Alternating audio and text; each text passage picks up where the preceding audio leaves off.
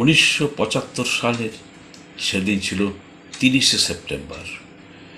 সেদিন মোহনবাগান মাঠে আইএফএ শিল্ডের ফাইনালের ডার্বিতে ইস্টবেঙ্গল অবিশ্বাস্যভাবে 5-0 গোলে হারিয়ে দিয়েছিল মোহনবাগানকে।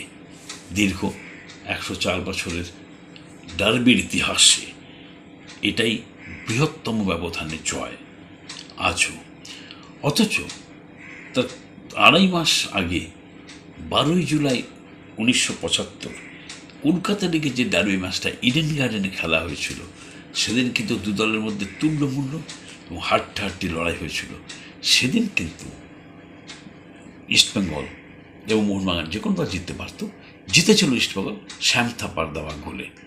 কিন্তু তাই বলে সেদিন কেউ কল্পনা করতে পারেনি যে আইএফএ শিল্ডের ফাইনালে এরকম একটা অকল্পনীয় ঘটনা ঘটতে পারে। এটা ভাবা খুব অসুবিধাজনক ছিল প্রত্যেকের পক্ষে, কল্পনা করতে পারেনি কেউ।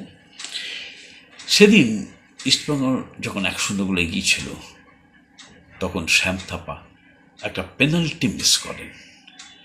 সেই পেনাল্টিটা যদি সেদিন শ্যাম থাপা মিস না করতেন, অথচ পেনাল্টি থেকে গোল করতেন, তাহলে বাইচুংয়ের 22 বছর আগেই ডার্বিতে স্বাধীনতার পরের প্রথম হ্যাটট্রিকটি শ্যাম থাপাই করতে পারতেন। 1997 13 জুলাই যুবভারতীতে 1,31,000 দর্শকের সামনে বাইচুং হ্যাটট্রিক করেছিলেন। সেই হ্যাটট্রিকটা 1975 ফাইনালে শ্যাম থাপা করলে শ্যাম থাপার নামটাই আগে উঠে আসতো।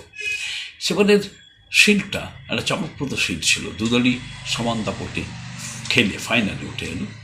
এবং সবচেয়ে বড় কথা, সেবারের শিল্ডে সুরজিৎ সেনগুপ্ত আমার দেখা সেরা বল প্লেয়ার, শেষ সেরা বল প্লেয়ার সুরজিৎ সেনগুপ্ত।